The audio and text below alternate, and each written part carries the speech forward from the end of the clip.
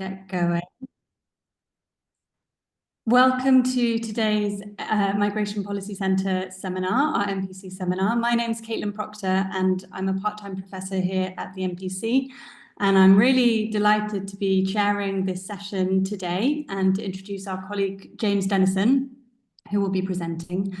Before introducing James and getting started, just a few bits of housekeeping since we're all online today.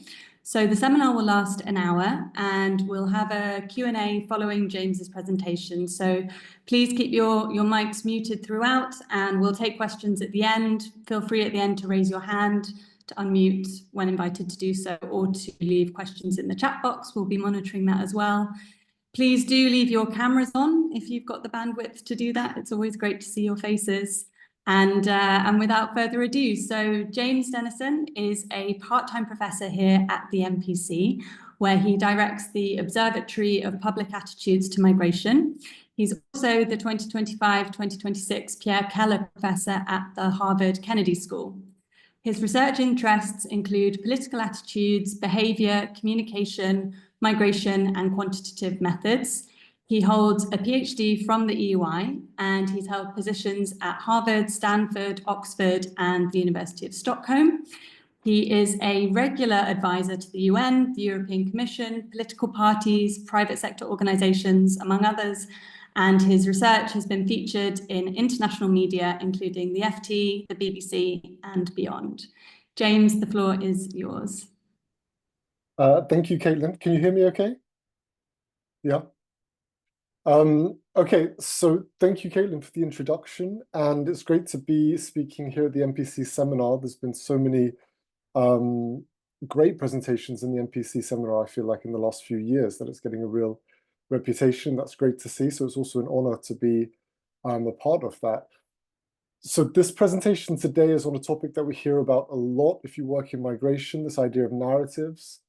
It's a bit of an unusual presentation at least from my perspective, because I'm used to giving presentations that are sort of a simple academic paper, and this is what the research question was, this is what we went out to find, this is what we found, and here's the conclusions.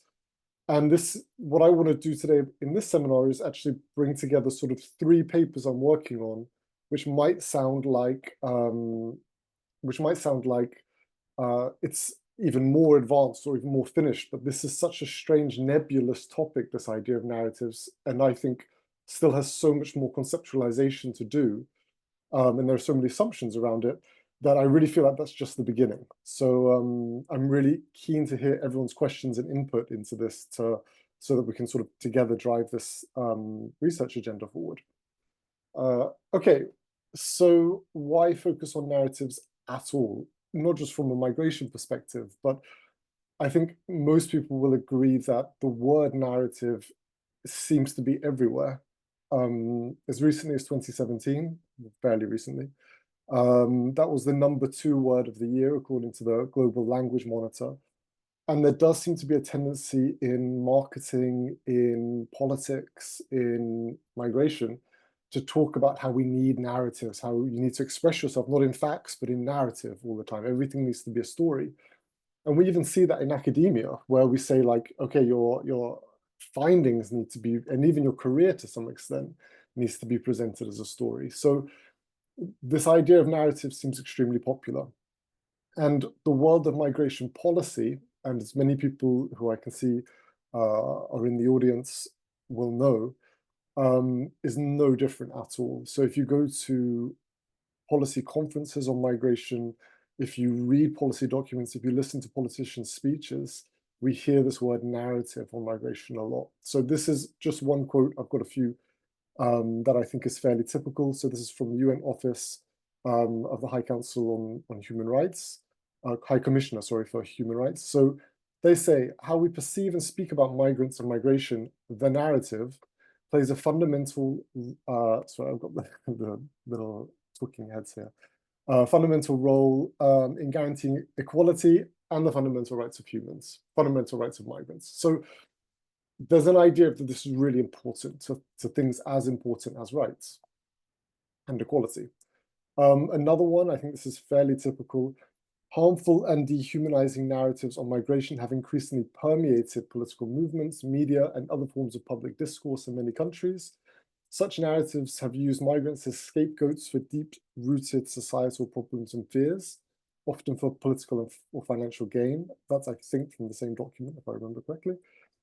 And finally, from the UNHCR, there are powerful voices around the world that are determined to denigrate refugees and turn them into objects of fear and loathing, the result of narratives and sentiments centered on a phobia of the outsider, leading to violence and persecution.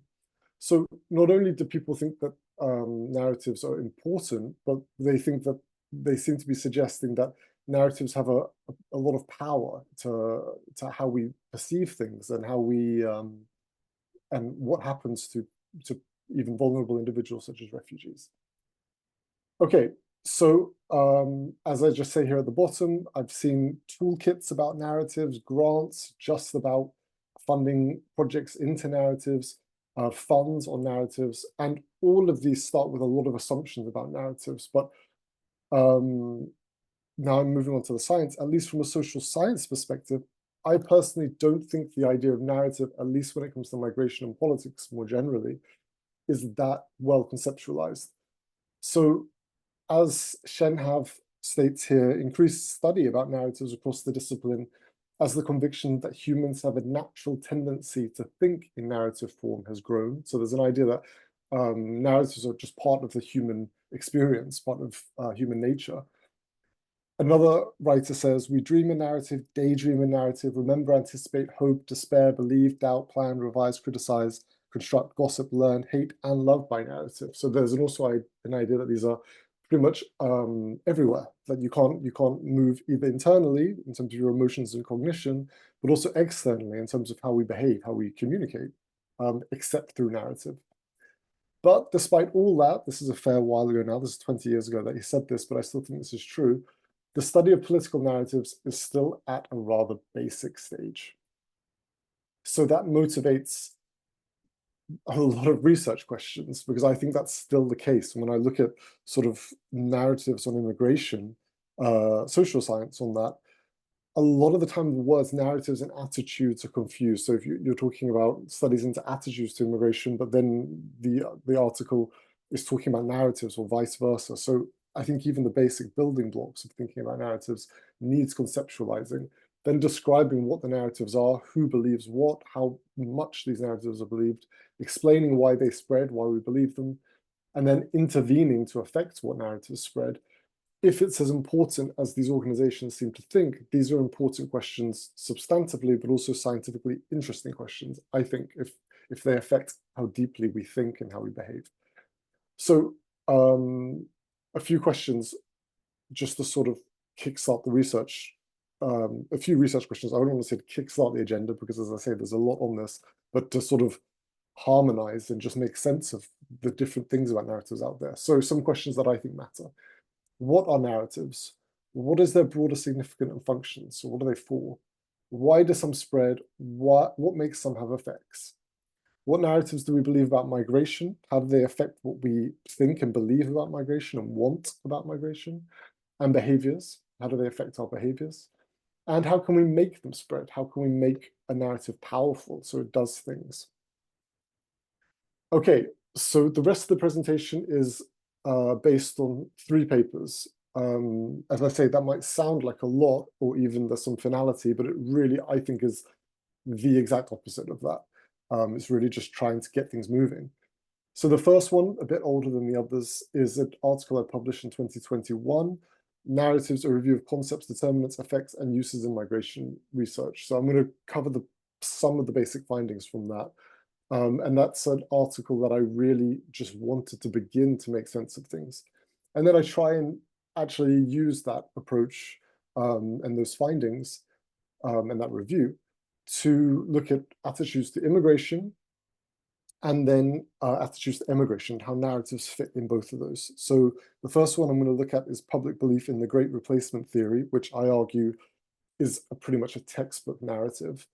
In the sense that, as I'll mention, it's selective and makes sense of the world in a highly selective and motivated way. And then the other paper afterwards, which is really at a much earlier stage, just looking at some data on what narratives migrants and would-be migrants believe and why that's likely to matter. Okay, so on to the first one, the first paper. So just really to sort of cover the motivation for the paper.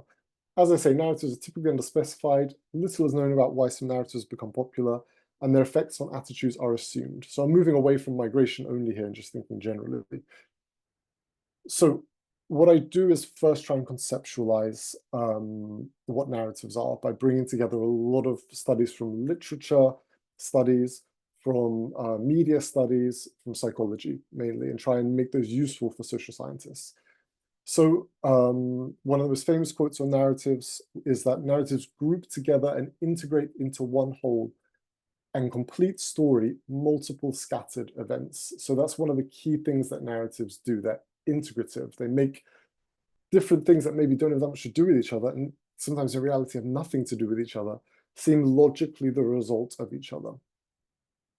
And there's a lot of psychological research, cognitive research on that this is not necessarily Machiavellian. It can be cynical, but it's actually done just because it's necessary for humans. The whole world is just otherwise far too complex for us to rationally break down all the data out there. We need narratives to make the world, stop us going crazy in a way, to make the world make sense.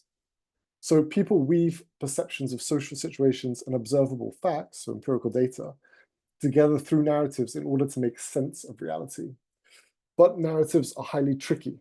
So one of the tricks, the sleight of hands that narratives do is that they can often be internally and externally truthful, but they are highly selective and misrepresentative. So a narrative can spread because it seems correct. You have evidence to support it. Yet it's only telling a really small part of the tale. And of course, that's often motivated, not least politically. So establishing and fixing the assumptions for decision-making under conditions of high ambiguity. And so overall, they're integrative, sense-making, simplifying, and limiting. I'm going to do a bit more. I hate to have such text-full slides, but I just think for the conceptualizing part, it's quite important. So as I sort of already mentioned, I tried to sum up in the article. So narratives, they're so powerful because they're internally coherent and externally verifiable often, and that we think is enough. I mean, if something makes sense theoretically, and you go out in the world and you can find evidence for it from contemporary social science perspective, that's good enough, right? You're testing your hypothesis. But narratives are still misleading because they are selective. As I say in the second point here, they are selective by necessity. Humans need selectivity based on what's important, what's unimportant. The need to just boil down the huge amount of information that's out there in the world, now more than ever, to some sort of comprehensible whole in our quite limited brains. And they're selective by design. So marketing companies, politicians, and so on, who want to persuade you and make you say that this is what matters, this is how the world works, will purposely use narratives. And that goes back to the very first thing I said, which is that there seems to be narratives everywhere these days. Everything is expected to be narrative. Okay, so beyond that, 3 more points before I move beyond the conceptualization. So they're subjective. One of narrative's defining features is that it is necessarily the product of a particular perspective. They're normative. So narratives, even when they do seem, to simply describe states of affairs, are also vehicles of implicit normative presupposition, not least through the components of the narrative that they choose to select. And they're powerful. So they establish and fix the assumptions for decision-making. I've already said this in the previous slide. And they set the terms of debate. Okay. Oh my God, more conceptualization. I forgot about this third slide. Okay, so I'll just choose, I think, one of these, which I think is the second quote. So they paint a picture of moving through logical steps from a problematic past through a transforming present towards a better future. So this is one of the other key things that my research says that narratives have to have. They are almost always causal. And and even if it's like a fairy tale, there's a causal element and implicitly a lesson in there, which is this thing happened to these people, and then this happened, therefore often implicitly it would happen to you, or therefore we should do this in the future. So yeah, I'll leave that there. Okay, so after a lot of research from fields I'm not actually that used to be honest, I came up with this definition for narrative. So I say they're selective depictions of reality across at least 2 points in time that include a causal claim.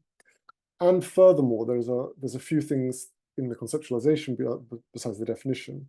They're necessary for humans to make sense of reality.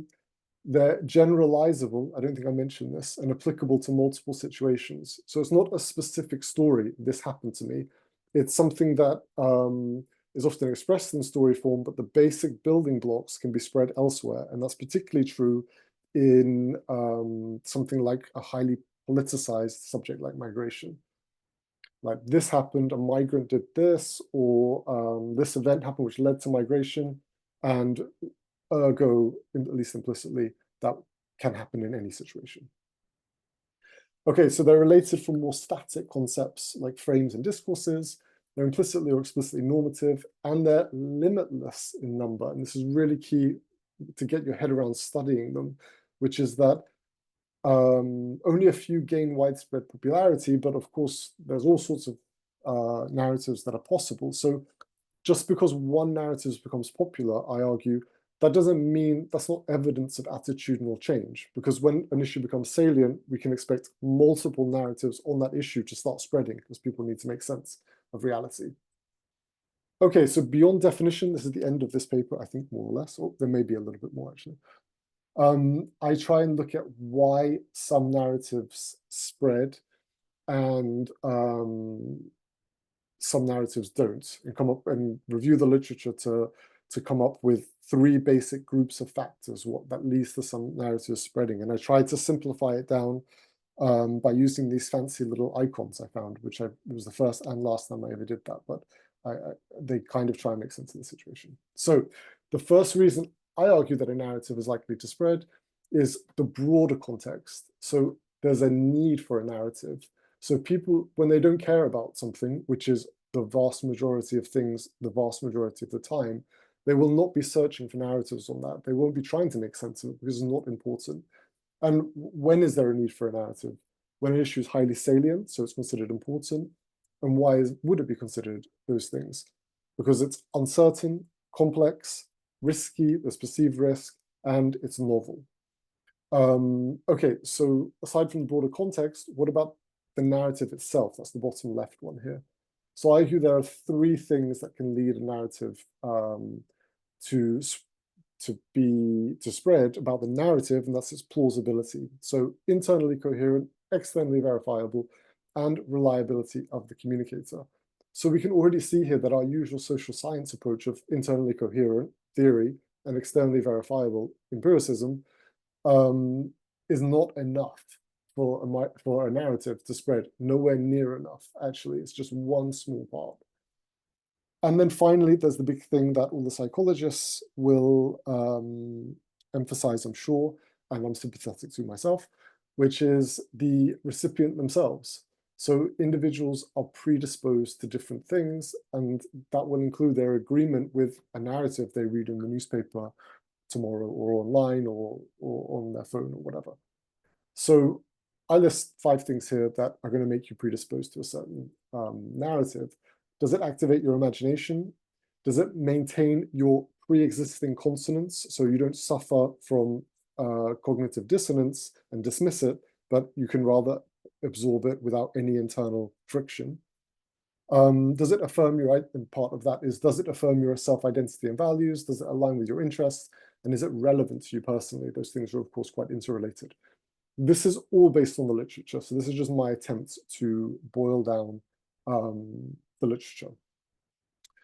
Okay, now this is the least texty slide so far, and I think that's for a good reason. So this is my attempt to review the effects of narratives, the studies of the effects of narratives. And the reason it's the shortest slide is that there isn't that much on this, at least when it comes to migration, and I think political science and social science moreover. So on policy, they're fairly well studied. It's true, there's the new, the narrative policy framework. On attitudes and behavior, less so. So here's a few explicit examples of narratives, of the effects of narratives on attitudes and behavior being studied. But these, and I will put my hands up and include my co-author paper here, are pretty rudimentary in how they treat narratives. So they usually treat narratives as, what do you see as the effects of, or belief in narratives, sorry, as what do you see as the effects of, let's say, immigration on X, Y, and Z. But those are pretty basic narratives. Okay, should I even go through this? Yeah, okay, I suppose I better if I put it here. So this is from the World Values Survey. It's kind of a complex couple of graphs. And this is actually in an upcoming work, not that I'm not presenting today, but I think it's relevant.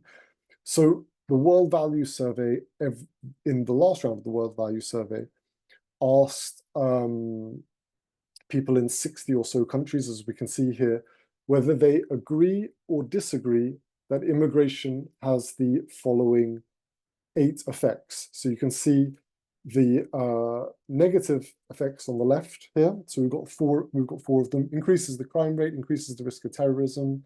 There's all the Zoom stuff in the way here, so there we go.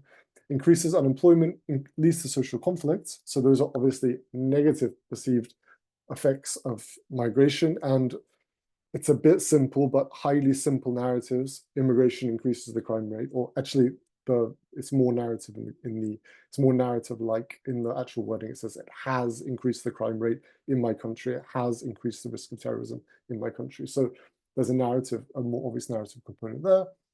And then on the right here, we see 4 positive narratives about immigration. Immigration has filled useful jobs in my country. It has strengthened cultural diversity. It's given asylum to political refugees, and it's helped poor people establish new lives. So rather than, I don't want anyone to think that I expect them to absorb this vast amount of data points here. I just want to make 1 or 2 key points about this. All of the narratives receive net agreement in most of the countries. So the vertical line in the middle here, I'm not sure if you can see my cursor, but it's in the middle of each graph. That's net agreement 0, where an equal number of people say they agree that this has had one of these effects in their country, minus the net agreement, that net percentage of people that disagree. So if it's 0, it means there's an equal number of citizens in that country that believes that particular believes that particular narrative, excuse me.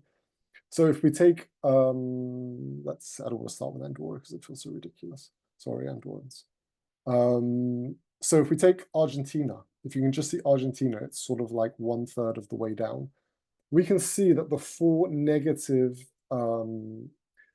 narratives receive pretty much equal agreement and disagreement in Argentina. That might be because immigration is not a massively political issue in Argentina, I think. I may be wrong on that, but as far as I understand.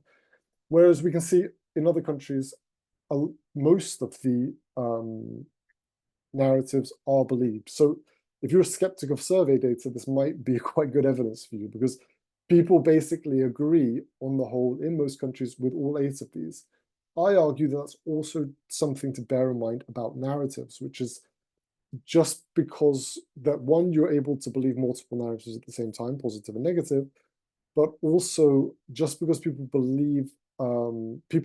will believe multiple narratives at the same time, particularly on a highly salient issue. This is a bit too complex for this presentation. I'm going to move it on, but I hope this explains that multiple narratives are going to spread and be believed at the same time. Okay, so now this is the second paper, after reviewing some of the literature and a little bit of data there at the end. And I'm going to try and not be too slow, so I'll just go through this one. So I tried to, in a far more narrative-like sense, measure, myself and colleagues, I should say, measure belief in the Great Replacement theory. So by going, I think most people in the audience will know what the Great Replacement Theory is, but it's the essential idea is that this is particularly popular in conspiratorial online areas, that native populations in Europe, sometimes North America and so on, essentially white populations, are being purposely replaced by non-native populations through immigration and otherwise. So it's essentially an extremist narrative. There's a few reasons it's extremist, and that's because there's usually a conspiratorial element. So implicitly, democracy you won't be able to vote to get rid of this. And it's increasingly spread into the mainstream. So political leaders in Europe like Orban, if you can call it mainstream, and Meloni, same issue, but they have espoused something similar to this. It also dovetails with various concerns about feminism, about abortion, and so on. So, as I say, narratives have this ability to link disparate issues, and the Great Replacement Theory links immigration with social conservative propositions and preferences.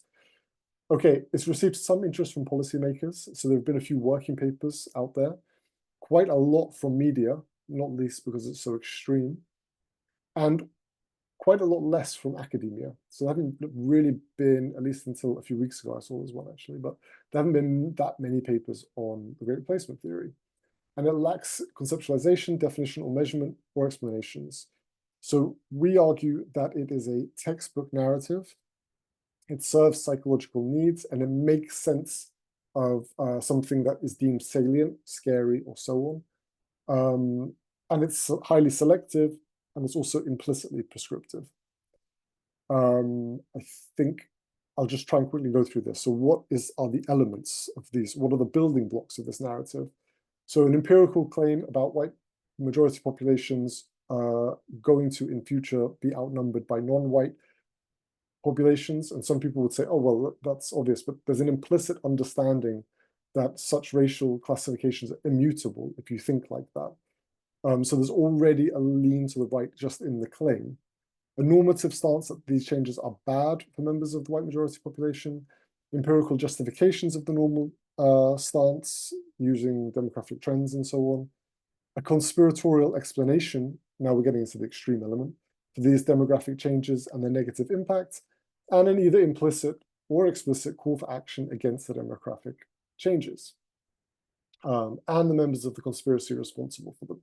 So as I said, narratives are quite generalizable, but you can imagine what the conspiracies tend to look like. They change in different countries, but they always retain a sort of similar framework to this.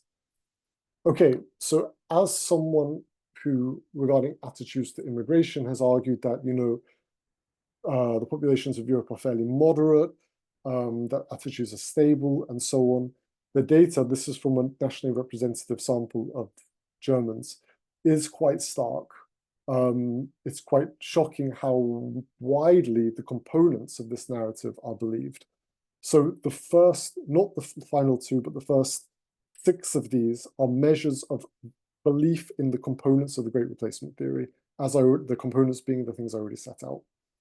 So people were asked on a scale of 0 to 10, the extent to which you agree with these. If the current migration patterns continue, the white population in Europe will soon be a minority in their own continent. So there's an element of sort of racial, I don't know what the term would be exactly, but it's clearly, we try to not make it too moderate, but still the mean score in Germany, sorry for the lack of labeling here, was 6 out of 10. So the average response was fairly clear agreement with this statement. Immigration in the last decade imports conflict to Germany from the Middle East and Africa, 6.5, so even more agreement. Islam, then we're getting into more normative elements, from the empirical to the normative. Islam is not compatible with German society, so continued immigration of Muslims will lead to a divided society, 5.9, more or less the same as the first one. As the white population becomes a minority in Germany, it will be harder to maintain order and our way of life, 6.1. We considered these first 4 sufficient for so-called soft belief in the Great Replacement Theory. So if you are more than 5 on each of these, we say you believe in a soft version of the Great Replacement Theory. Here comes two extra elements. If you believe each of these, we say you believe in the hard version. So this is more extreme. The left liberal elite in Germany are, the replacement of Europeans with immigrants is a deliberate plan by a global elite acting outside of the government control. So there's an implicit extremism here, outside of the government control. So you can't vote to get rid of it. So mean 3.8, far lower, but not that low on a scale of 0 to 10. And there are obviously many people who do believe it, as I'll show you some data after this. And the left liberal elite in Germany are naive Gutmensch, which means do-gooders, who support the globalist plan to replace Europeans with immigrants. So this is really getting completely extreme and completely explicit, 4.5. And this is a representative sample. Now, separate from the narrative element, we also just asked, have you heard of the Great Replacement Theory? 3.3, most people say they haven't, the vast majority. And the so-called Great Replacement Theory describes the current reality of ethnic change in Europe, 4.1, so still fairly low.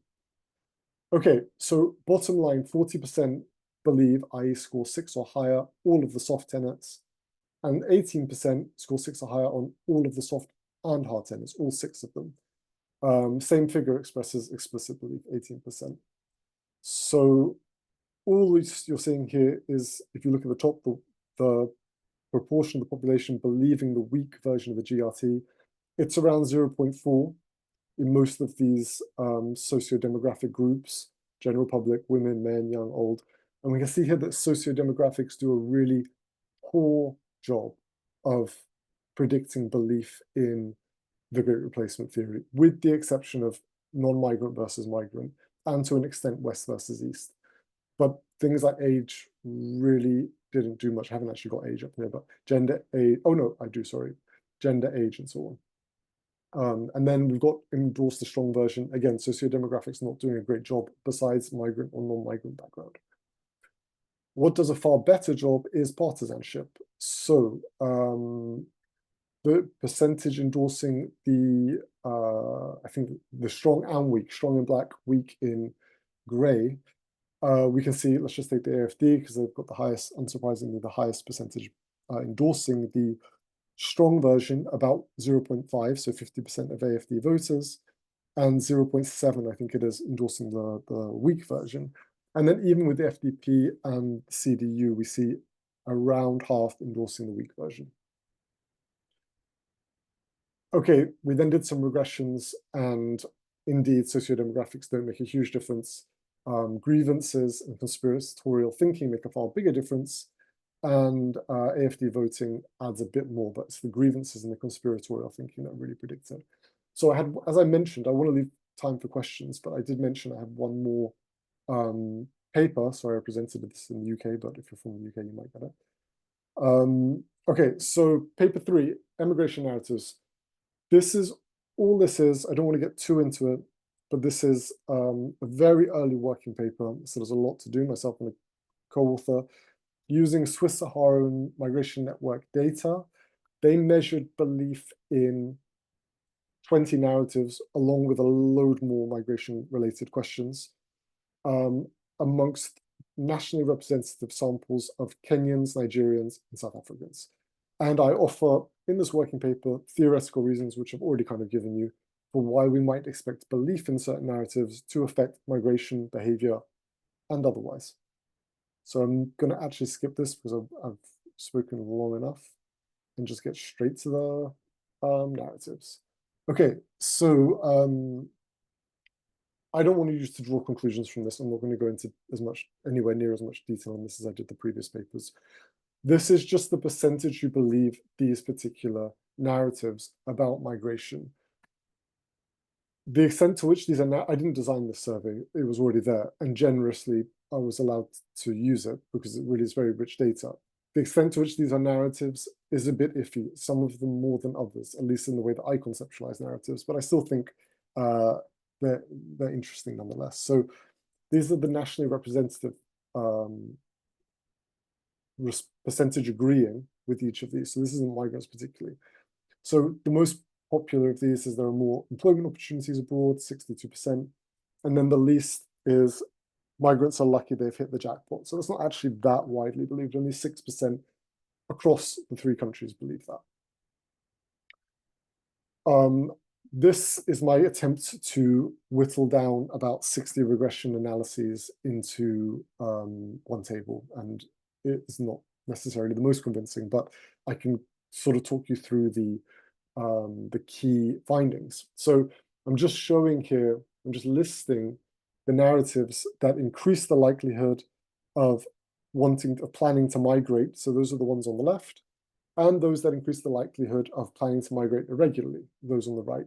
So we can see the most powerful from these regression analyses narratives is the belief that coming from country, Nigeria, South Africa, or Kenya, I have a right to asylum in Europe and the USA. So the 0.25 is not the percentage believing it, it's the effect. So it will increase your chance of believing that, of wanting to migrate, sorry, by 0.25. So we can see some pretty powerful narratives here. Migrants help monitor politicians. It's my right to have a better life abroad. People abroad show solidarity to refugees. Those are the most powerful narratives for increasing your likelihood of planning to migrate. Decreasing, home is home, even if I'm not rich. Most migrants fail, but they would not admit it. And migrants face discrimination abroad.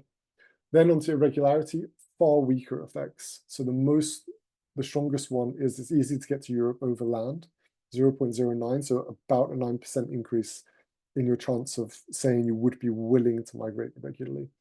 And the decrease in the likelihood, they really don't have much of an effect at all, to the disappointment of some policymakers in the European Commission and so on.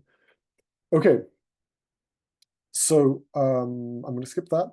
So I don't want to focus too much on one paper here. I just want to outline how I view the lay of the land on migration and narratives research, which is, I think, extremely widely spoken about, a lot of assumptions and a lot of possibility, but I don't think that possibility has been realized yet. So narratives are under-conceptualized and mismeasured. With the Great Replacement Theory paper, I try and do a proper measuring of belief in the components and then belief in all of them together. I offer conceptualization, definition, and theoretical framework in the 2021 paper. And one of my big arguments is that the power of narratives lays in their selectivity. Second paper is that measurement of GRT narrative belief is I measured GRT, Great Replacement Theory narrative belief, and demonstrate its effects. That should be coming up soon. And then a fairly rudimentary, I have to admit, working paper on 20 emigration narratives show that they have independent strong effects, but maybe not quite the ones that certain policymakers would hope. So I will leave it there for now, and I'm happy to hear any questions. Fantastic, James. Thank you so much. What a rich presentation.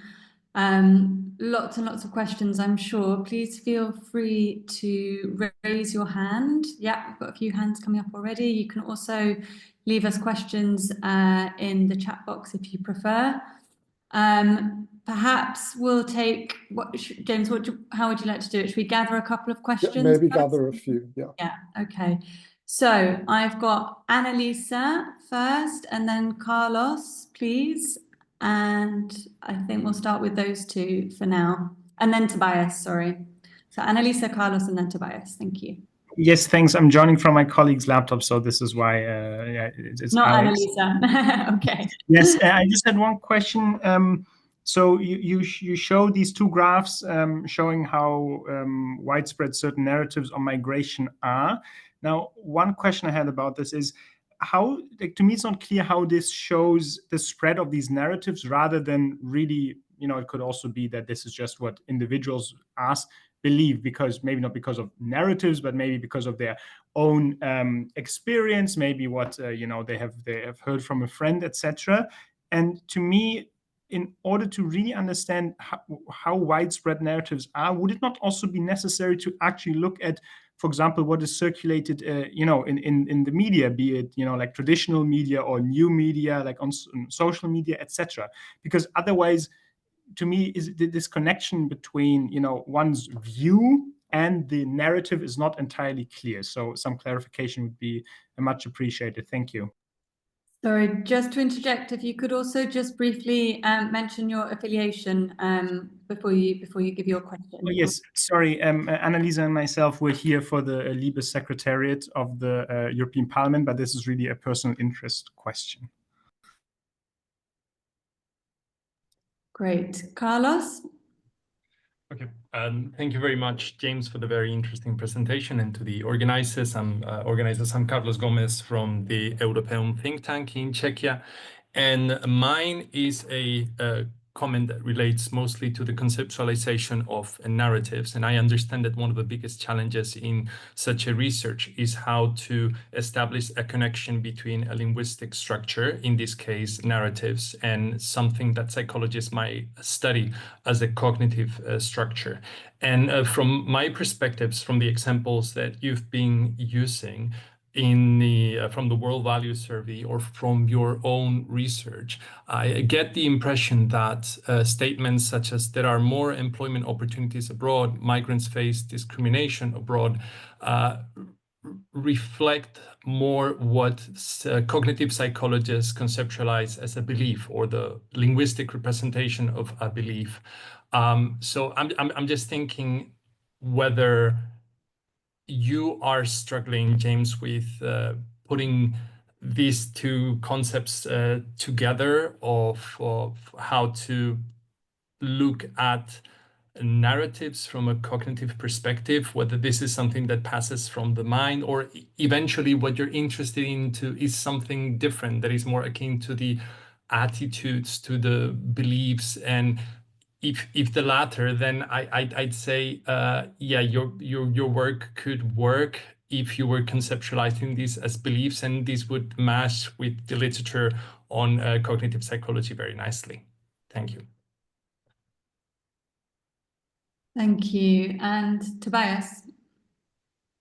Yes, hi. So my affiliation is Union Merit, and great to see you again, James. And thanks for sharing really your fascinating work. My first question relates also back to the question that was asked just now, which is also about the World Value Survey data. I wasn't fully sure whether you understand this really as measuring beliefs in narratives, or whether you understand this as measuring the effects of narratives, in the sense, on the slide before you showed what are the effects of narratives on attitudes. So I think it's a bit linked to what was just asked: to what degree is this actually narratives or effects or beliefs, etc. And the other question, given that I am a German myself, and I was somewhat concerned about the widespread belief in components of the Great Replacement theory. Do you have any thoughts? It goes a bit beyond your research, but do you have any thoughts on how to address narratives, how to debunk some, especially when we feel like they're harmful, or they don't have a valid justification, etc. Kind of what to do with it. Thank you. James, do you want to take those three, and then we can take another round? Yeah, so I think the questions from Annalisa and her colleague, and then Carlos, and also Tobias to an extent as well. Okay, so the only data that I collected was the Great Replacement theory data. So that's the only one I would actually pin on and say, this is absolutely narratives. This is belief, this is measuring belief in narratives. The World Value Survey data measures belief in statements, or agreement with statements that say immigration has had X, one of 8 things, effect on my country. So what that is measuring is perceived effects, most literally. But given that narratives are causal, those perceived effects are extremely broad, basic, short narratives. So I admit that data is by no means optimal, but there really isn't much data that I know of in terms that's measuring on sort of cross-country proper social science ways belief in narratives in the proper linguistic sense of the term. That said, I do think that I wouldn't say that data on policy preferences is data on belief in narratives. I wouldn't say data on prejudice is data on belief in narratives, or but these kind of perceived effects those are narratives. They're extremely tiny, weeny micro narratives, albeit maybe because of that, they're sort of umbrella narratives in terms of employment, in terms of those kind of things. but they, I would say, nonetheless are narratives. On the last one, I mean, I actually mentioned that in the presentation, that both the World Value Survey and even more the so-called narratives from the SSAM data in the final part, they're not, I don't think the SSAM, I mean, some of those are narratives, those 20 statements, which I didn't really have time to go into in depth. So I agree that those are pretty poor measures of narratives.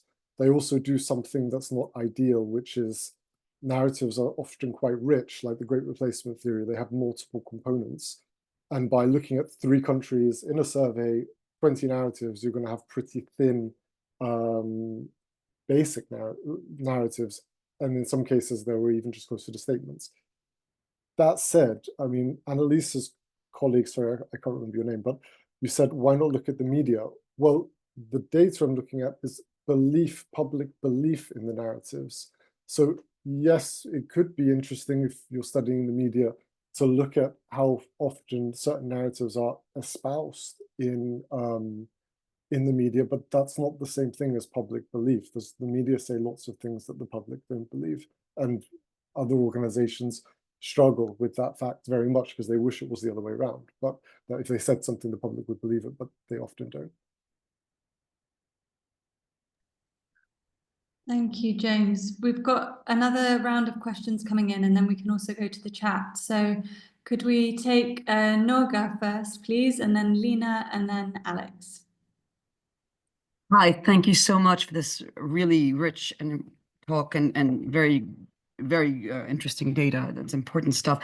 I had a question related to many of the things you said regarding actually emotional valence, and I'm coming more from the psychological perspective. You talked about, of course, about the psychological dimension, but the emotional valence of narrative, given how deeply ingrained, embodied the human need for narrative is from birth, even before probably the idea of the rhythm of stories. It's a very profound a need and a profound way for us to communicate and to actually communicate meaning to each other.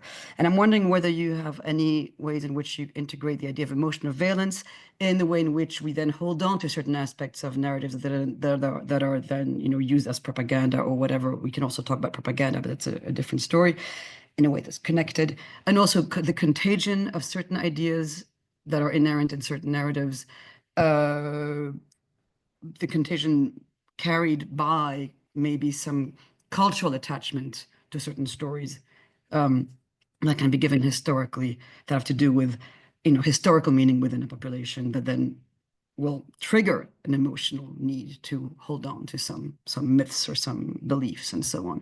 So I'm just wondering that generally emotional valence, how do you work with that? Thank you. And Lena? Thank you so much for very insightful presentation, and I will second or add on to the question of Noga on the role of emotions and emotional narratives, because it seems what it differentiates certain narratives is this sort of effect. And I guess this goes to the slide where you to the slimmest slide you have.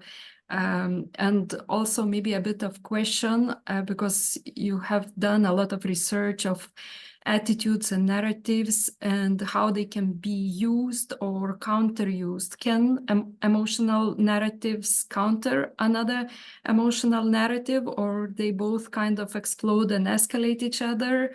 Or, because it seems one thing that we are kind of seeing that actually factual academic narratives do not go very much in targeting or addressing those emotional ones. So here's maybe the question to elaborate further. Thank you.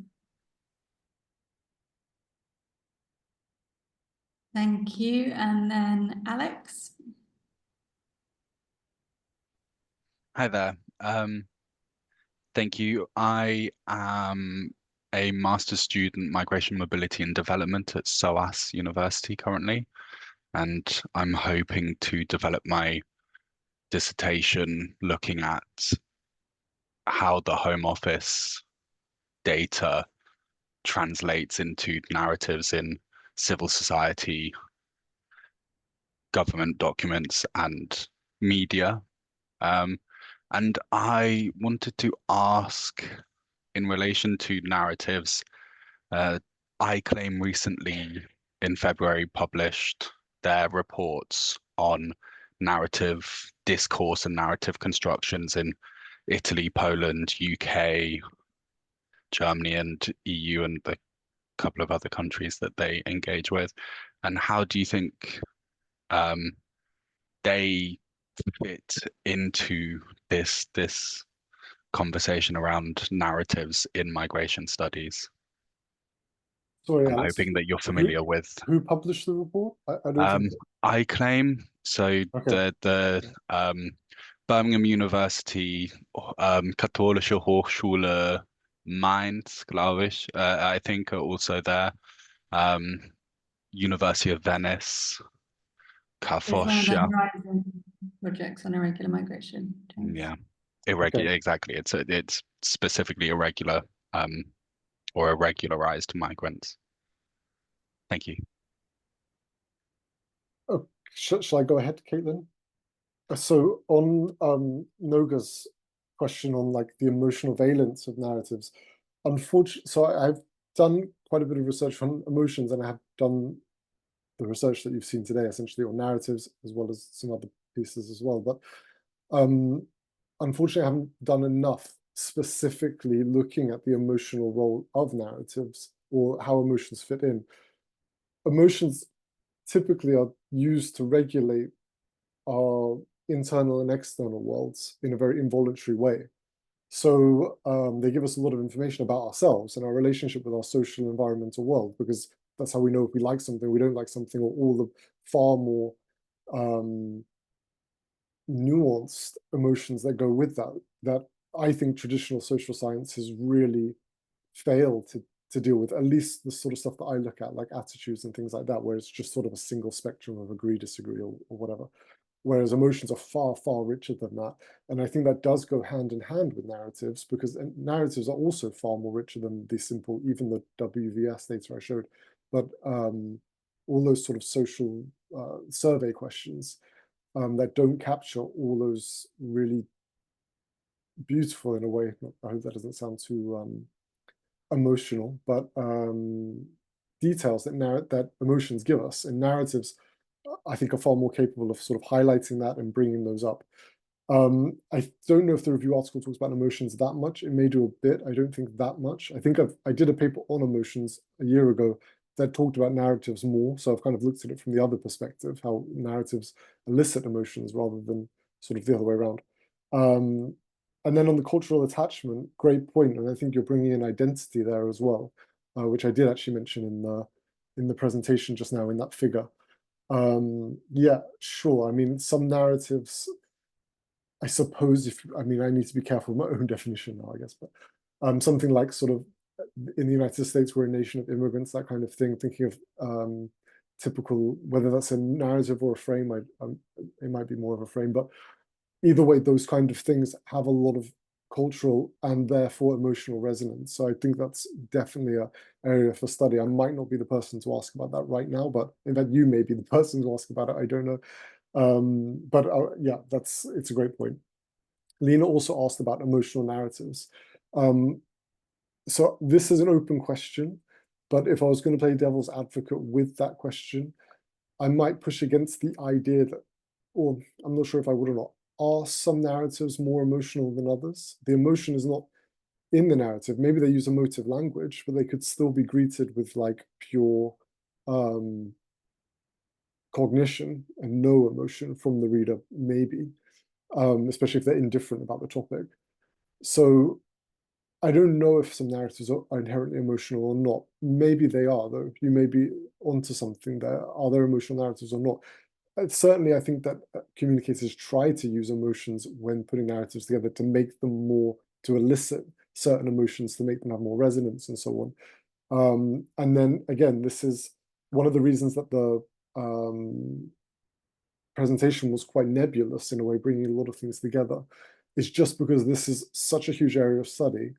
There's already been a lot done in fields that I mentioned before, but in social science, not as much as you might think.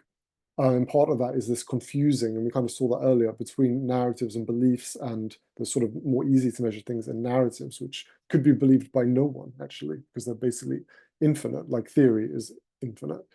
Okay, and on Alex and I claim, I am aware of that. I can see that Sabrina's writing into the text box now, so maybe I'll just leave that there because I'm far less an expert on that than she is. So yeah, I'll leave that there for now.